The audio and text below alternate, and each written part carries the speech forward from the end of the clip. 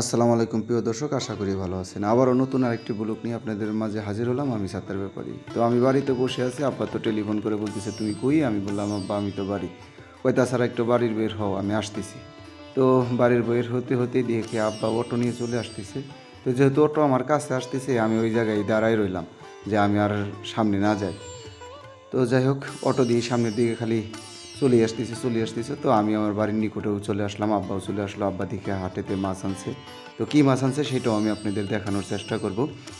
এবং যাই হোক, মাছটা আমরা রেখে নিলাম এবং দেখি একটা ভুসির বস্তা, একটা কুড়ার বস্তা আনছে। তো আব্বাকে ড্রাইভারকে ভাড়া দিতেছে এবং আমি ভুসির বস্তাটা যে আমি নিব, সেই ক্ষেত্রে আমি কিন্তু পাগড়িটা কিন্তু বেঁধে ফেলাইছি যে ভুসির বস্তা নিতে হবে।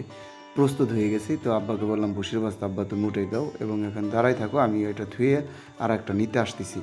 তো আব্বা ওইভাবে দাঁড়ায় রয়েছে, আমি তো ভুসির বস্তা নিয়ে ভিতরে বাড়ি চলে যাইতেছি, দেখতেই পারতেছেন। তো আম গাছ আছে আমাদের বাড়িতে, কিন্তু দেখেন কি হাল, আজ কি হালে থাকি। আর এক ভুসির বস্তাটা নেওয়ার জন্য আবার চলে আসলাম। তো আব্বাকে দাঁড়ায় রেখে গেছি, আব্বারে বললাম যে ঠিক আছে শেষ বস্তাটা উঠিয়ে দাও, তুমি আসো আব্বা। তো আব্বারে আমি রেখে আমি কুড়ের বস্তাটা নিয়ে আসতেছিলাম। তো আস্তে আস্তে দুইটা বস্তায় নিয়ে আসলাম। তো মাছগুলো রেখে আসছি, তো মাছগুলো যাই আবার নিয়ে আসবো। এই যে দেখতেই পাচ্ছেন মাছগুলো আবার নিয়ে আসলাম। তো কী মাছ আব্বা হাটে থেকে আনছে সেটাও কিন্তু আমি আপনাদের দেখানোর কথা বলছিলাম না, এই যে আমি দেখাই দিচ্ছি কী মাছগুলো আব্বা হাটে থেকে আনছে। পাশে যে দাঁড়িয়ে আছে এটা কিন্তু আমার ছোটো ছেলে। ছোটো ছেলের তো আপনারা চিনেন, অনেক সময় আপনাদের মাঝে ভিডিও দিই, মাছগুলো আগে ঢেলে নিই, তারপর আপনাদের দেখানোর চেষ্টা করি আসলে আব্বা কী মাছ আনছে। তো যাই হোক, মাছ দেখতেই পারছেন, এটা মনে হয় নওলা মাছ। এই যে এটা কিন্তু সুরমে মাছ, দেখতেই পারছেন এই যে সুরমে মাছ আনছে। তো সুরমে মাছগুলো আপনাদের দেখাইলাম।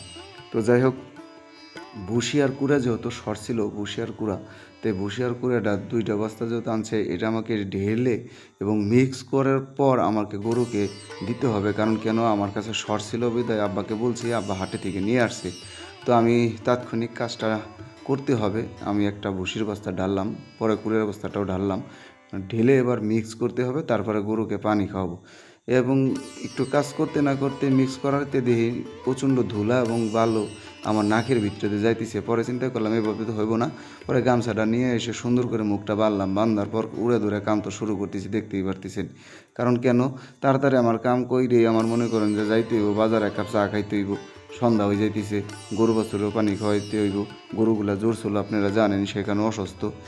এবং মা তার ফাঁকে বলতেছে কি ঠিক আছে তুমি যেহেতু গরু বাছুরে পানি খাওয়াবা, তুমি তাছাড়া ভুসির বস্তাগুলা সুন্দর করে দুইটা বস্তার ভিতরে ভরে থুই যাও। কারণ হাঁস মুরগি তো অনেকগুলোই আছে, যদি আবার হাঁস মুরগিতে খায়, জানেন তো গ্রামের মানুষ কিন্তু হাঁস মুরগিও পালে।